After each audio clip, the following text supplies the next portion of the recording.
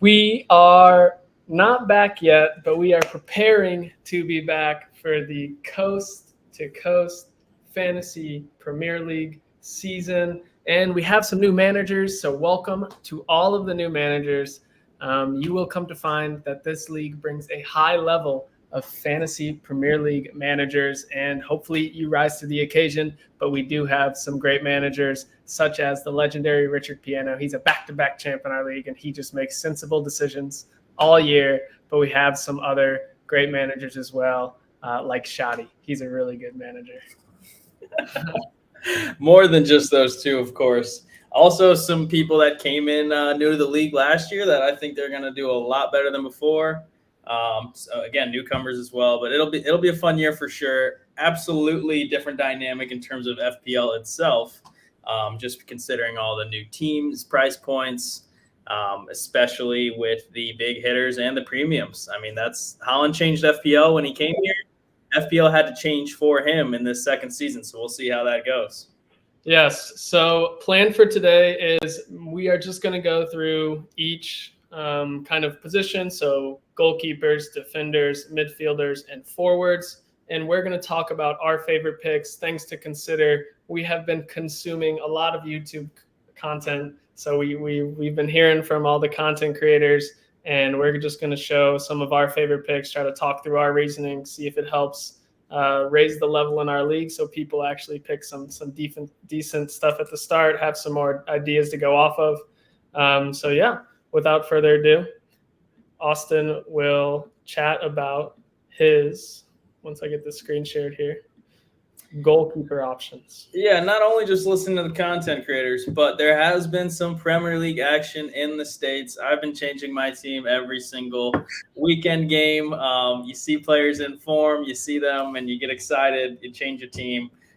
Changed mine. I think I sent my team to some people in this league days ago, and it's already changed again, and that will continue. But yeah, I mean, goalkeepers is a place to start. Here's the list. I mean, just kind of top of mind team goalies I threw in there.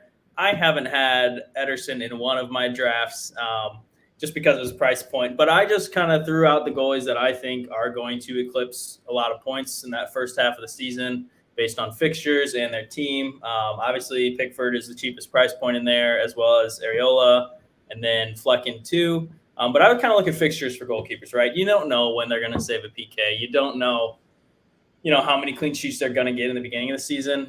So we'll see who hits form, but I back these goalkeepers based on their fixtures to have some nice returns to start the year. But goalies isn't where the points are made, in my opinion. I'm saving budget probably there. I'm not trying to get Ederson in my team at 5.5. I'll tell you that much.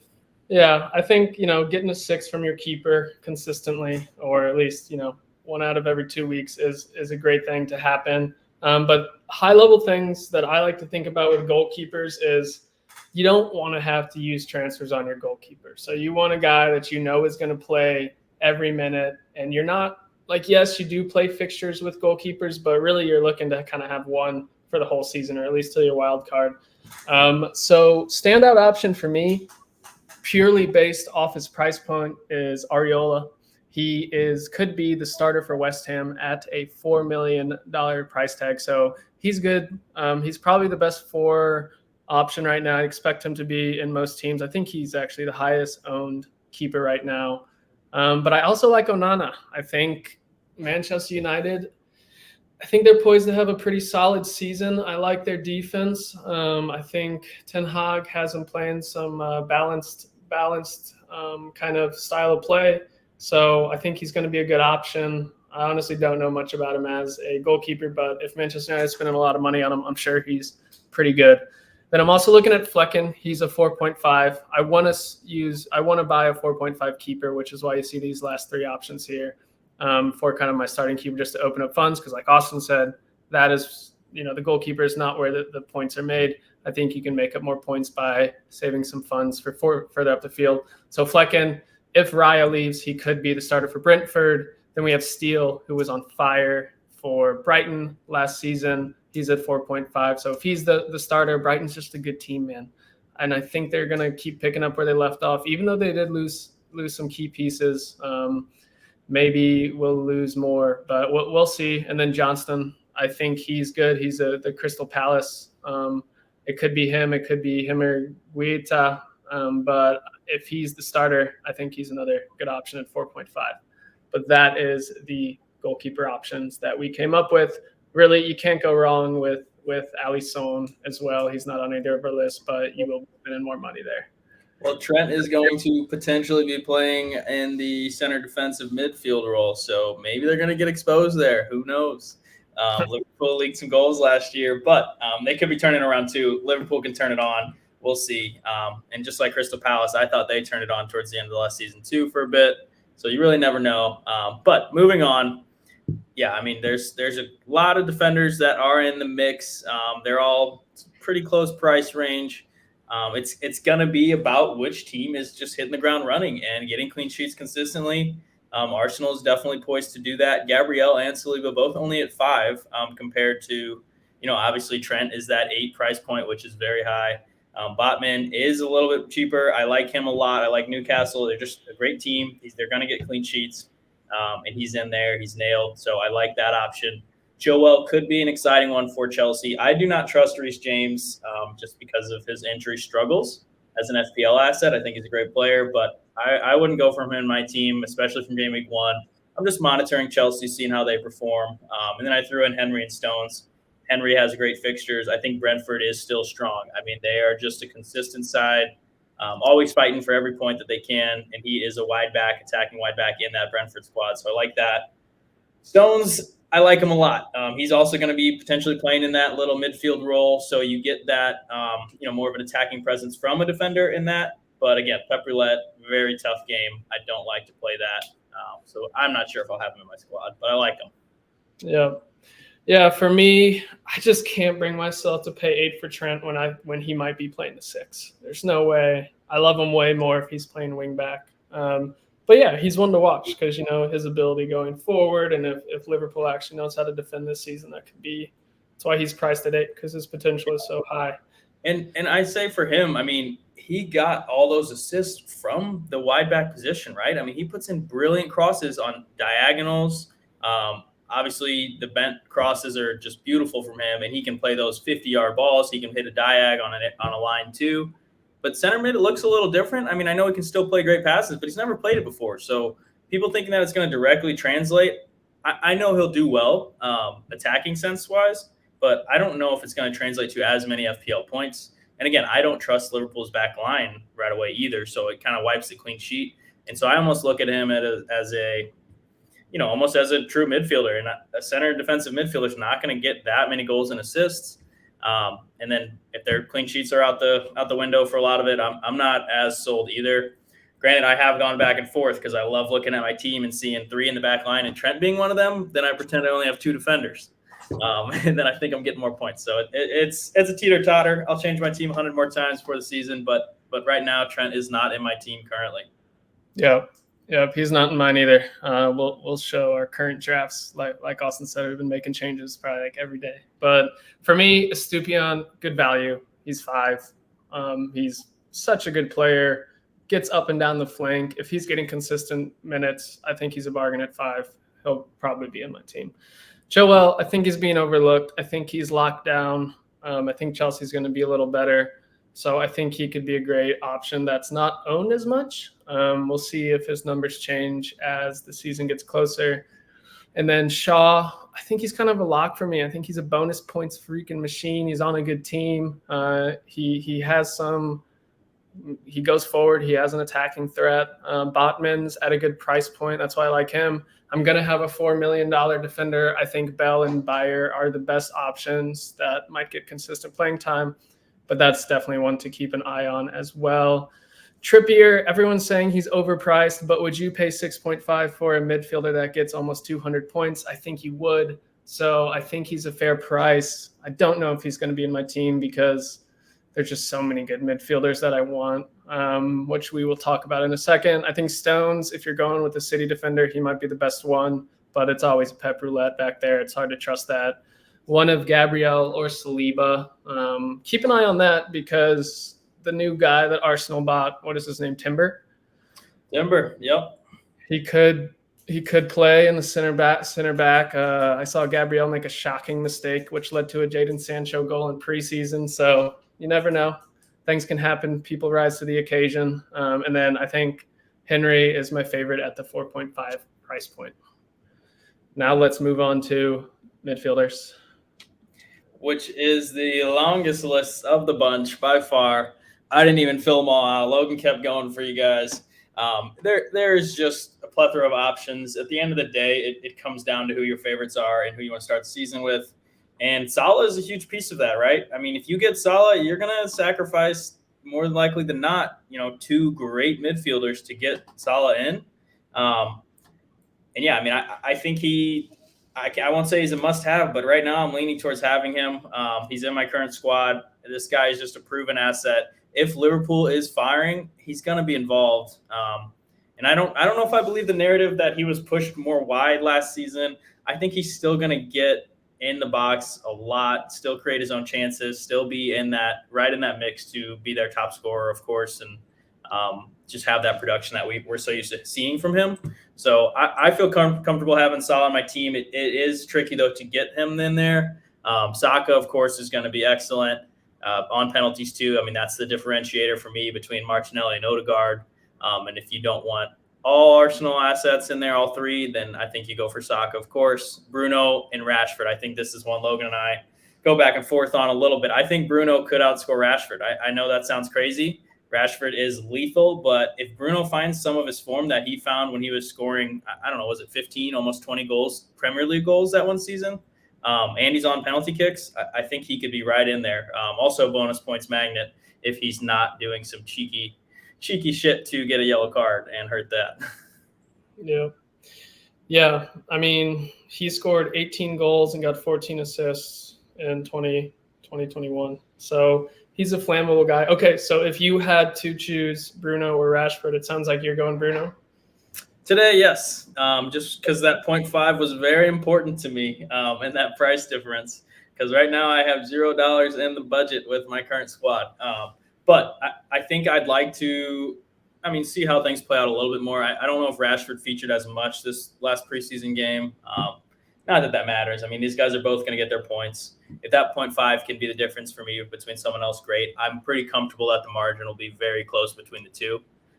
Could be way off here, so we'll see. Yeah. For me, just talking about some midfielders, I think Saka, like you said, he edges out the other Arsenal assets for me solely because he's on PKs. And he's a good dude, He's good vibes. He's a nice young lad. I like having one of those on my team, And then Rashford versus Bruno's tough because Rashford's just so lethal. He's so fast. He's good at finishing. He can hit it from outside the box. So I like him, but he is 0.5 more than Fernandez. I think Matoma, he's nailed on for a good Brighton side at a good price point at 6.5. Here's my thing with Salah. I just don't – I'm leaning – he's not in my current draft, but I'm leaning having him in my team because he's so consistent, and I think that Liverpool's going to be better, and, he's going to have a hand. He's just such a proven asset. He's gotten over 200 points for so long, but then, like you said, you have to kind of – you can either have two good midfielders or you can have one good midfielder if you have Salah. So – I like Salah a lot. It is so hard not to have him in your team, but with Haaland at 14, unless you have the big balls to get Haaland, then it's tough to get Salah. Dropping Haaland. Mbuemo, he's just no Tony there. He's probably going to be one of the main men for Brentford. Martinelli, he has better expected goals than Saka, but Saka still edges him for me. Matters. I'm not going to have him in my first week team. I'm going to wait and see how the Spurs are, how he looks in that side before I have him. I think Bowen's a good shout. If you like preseason form, he's been getting a lot of assists, a lot of goals. And then the other thing that is covered by the logo there is just Liverpool assets like Luis Diaz, McAllister. How is Liverpool going to look next season? They have a lot of new signings. They're going to be kind of a new look team. But if you can get a good handle on what the first 11 is for Klopp consistently, you're going to want to bring someone in, I bet. But yeah, that's my overall thoughts on midfielders. And let's move to the forwards. Yeah, short and sweet here. Holland, obviously, you don't even need to talk about. It comes down after that. I mean, I think Jesus and Watkins are by far the most highly owned of the next two, if I'm not mistaken. And they're the only two, in my opinion, nailed assets that are worth considering.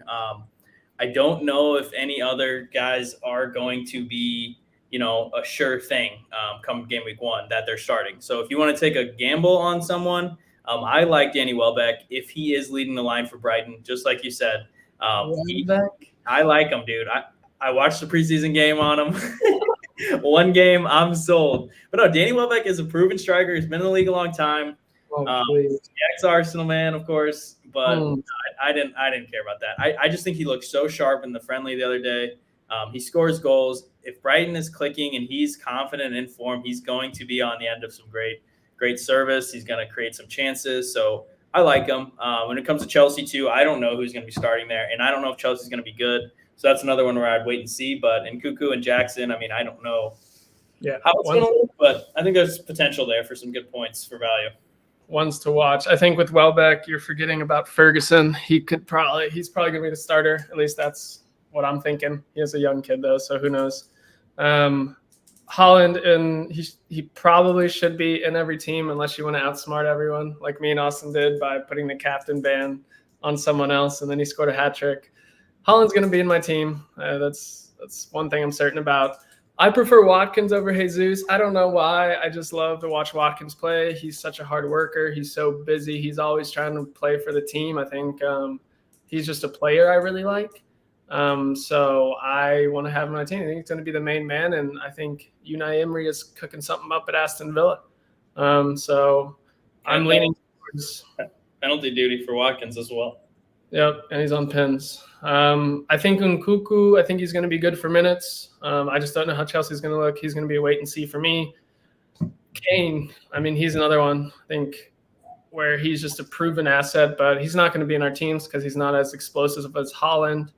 I would be interested to see what I could draft up if I had Holland and Kane up top and see what the rest of the team could look like. Wouldn't have Salah, I'll tell you that. I have tried. I didn't mention one Spurs player on my list. I mean, I just went off the cuff real quick, and maybe part of that's just rebelling against Spurs. But Kane could go to Bayern too, so you got to wait and see that. I don't know if he will, but if he stays, he's definitely going to be getting a lot of points. It's just really hard to fit him in your team, especially with all the great midfielders. And the difference between Kane and Holland is big enough to where obviously you need to have Holland. But if you want Kane, that's going to really hurt, getting Rashford or getting Saka or getting, any of those 8.5 to 9 midfielders that are just going to be right there with Kane in theory on points. So obviously Kane outscored, I think, by a very large margin, all those midfielders. But I think this year is going to be a little different. I think teams are getting really effective with their midfielders, and just there's tons of great players out there that are going to be getting a lot of points. Yeah. I think, Spurs are one to watch for me as well. New manager. Will Kane leave? Will he stay? If he doesn't stay, is Son going to be an absolute bargain? Is Cooley going to be a good pickup?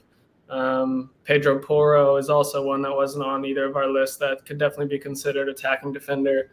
I have Isak, probably Isak/Wilson, having Newcastle's 9.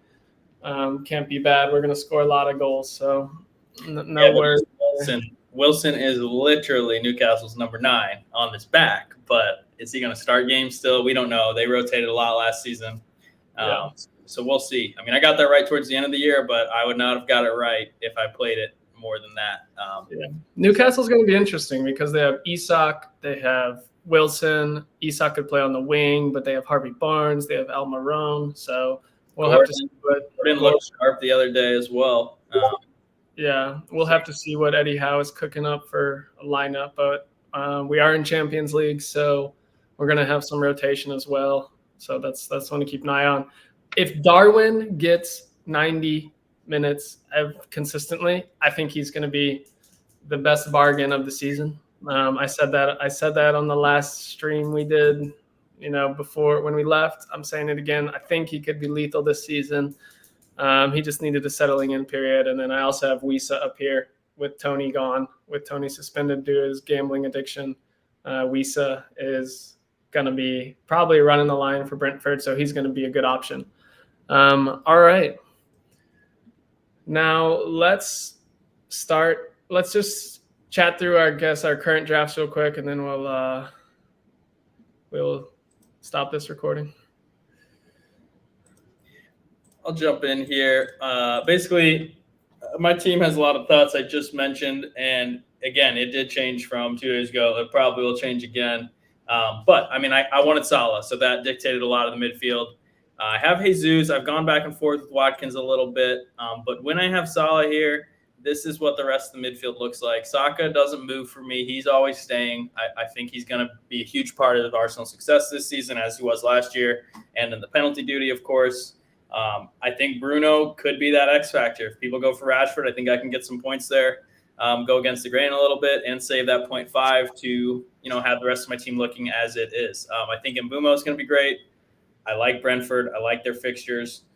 Pretty simple there. Could be on pen duty as well. And I think, obviously losing Tony is huge. He made a lot of things click for them, but I think they're still going to be fine. You saw in games last year, they still won games without Tony, and they're capable. So, and I think just being in the Premier League again, having that experience under their belt, they're only going to get better. And that's my take on them. Have Matoma purely just because the first 3 fixtures are just very nice. I don't know if he's the best Brighton asset. I think he's nailed, though. I'll take it. You never know where that ball is going to bounce in the box. He's going to be there. I know that. So I like him. And, yeah, I mean, I have 3 defenders, 1 on the bench that'll play, potentially Gusto, little secret weapon here. If Reece James is injured, which I think he might be, who knows? So he might get in there. If not, whatever, I'll burn the 4. I'm probably not going to play him ever anyway. But this way, if the 4 does play, I like Chelsea's defense. I like their fixtures. So I'll wait and see on that. Take that risk, bite that bullet. And, yeah, I mean, my back line is it's got Botman, it's got Saliba and Henry. So Pickford can hold it down back there in front of those guys, and hopefully Salah scores a lot of points. Who are absolute locks in your team? This man right here. Obviously, this man.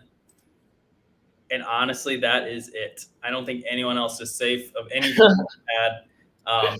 Everyone's been in and out at some point. Everyone besides Haaland and Saka have been out of my team, and I've tinkered a lot.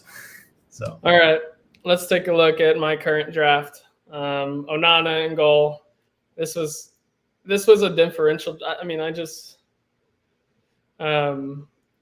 Austin looked like he dropped off, so I'll just go through mine and then I'll stop the recording here. But, yeah, I have Onana in goal. I like him a lot. I like welcome back. The studio. Technical difficulties. The logo rolling his team. Looking quite similar to mine on the first glance, but carry on, lad. Yeah, I didn't really get it. I kept stumbling over my words. So, yeah, because I was like, where'd he go? All right. Okay, so we have Onana in goal. I talked about him earlier. He's on a good team. He's going to probably play 90. I mean, I have no idea if I'm going to keep him in. Chilwell, I like him as like a lower-owned asset that I think is flammable. Only 6.5% of teams have him. Could be a good differential. Estupiñán, like I said, a lot of people have him, 51% owned because he is at a good price point for what he can potentially offer, and he has a good first few fixtures. And I really like Shaw. I'm pretty sure he's locked in my team, but that could change. I'm going to be watching preseason and whatnot. I had Son in this draft. This is the only draft I've had Son in it. I kind of was just having fun playing around a bit. I have no idea if he's going to be in my team, but I am enticed by the notion of having him, especially because he's so good, 5.5% owned. And just look at this 2 seasons ago, 23 goals, 10 assists, 258 points. This guy was a machine. He's going to play 90. So we'll see if he's kind of back to his normal form. I think he had some injury issues. And I think he's healthy now. I think he had like a hernia surgery that was bothering him, and he could be a good one. I have Matoma in my team.